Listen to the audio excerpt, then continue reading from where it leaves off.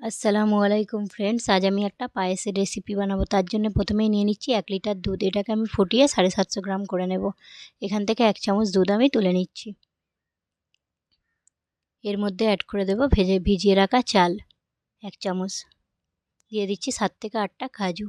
এটার আমি একটা পেস্ট বানিয়ে নেব।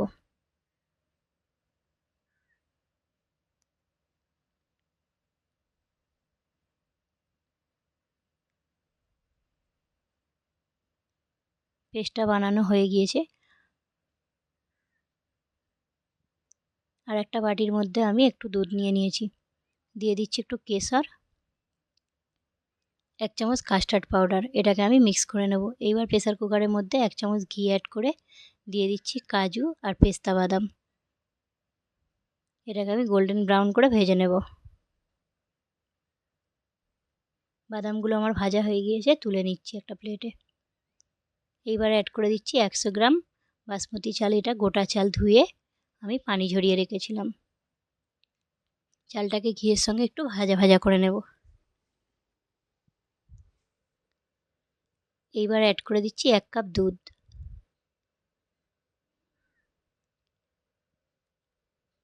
প্রেসার কুকারের ঢাকনাটা বন্ধ করে এতে আমি 2টো সিটি দিয়ে নেব। দুটোই সিটি দেবেন, এর থেকে বেশি সিটি দেওয়া যাবে না, তাহলে চালটা তলায় বসে যাবে। ঢাকনাটা সরিয়ে দেখে নিই, চালটা আমার কুক হয়ে গিয়েছে। এর মধ্যে আমি বাকি দুধটা অ্যাড করে দেব।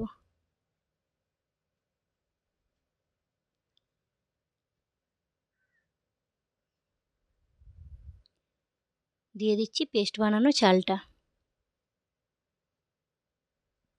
এই পায়েসটাকে অনবরত নাড়াচাড়া করে যেতে হবে, না হলে তলায় বসে যাবে। দিয়ে দিচ্ছি সামান্য একটু এলাচের গুঁড়ো। যে কাস্টার্ড পাউডারটা মিশিয়ে রেখেছিলাম ওটা দিয়ে দিচ্ছি। এটা অল্প অল্প করে দিয়ে নাড়াচাড়া করতে থাকবো।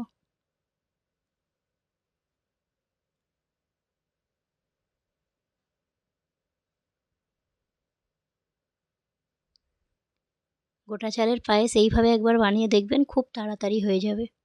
এর মধ্যে অ্যাড করে দিচ্ছি 1 কাপ চিনি।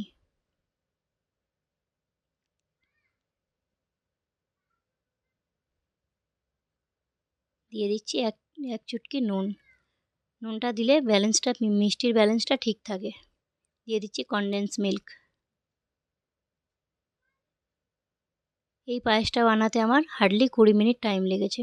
এমনিতে পায়েস বানাতে গেলে অনেকটাই টাইম লেগে যায়, কিন্তু এটা খুব ইনস্ট্যান্ট হয়ে গিয়েছে। এর মধ্যে অ্যাড করে দিচ্ছি ভেজে রাখা বাদামগুলো।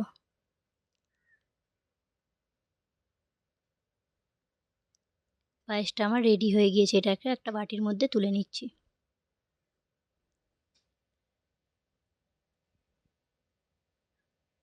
উপর থেকে সামান্য একটু বাদাম ছড়িয়ে দেব। দেখুন পায়েসটা কত সুন্দরভাবে হয়ে গিয়েছে। খুব তাড়াতাড়ি পায়েসটা বানানো হয়ে যায়।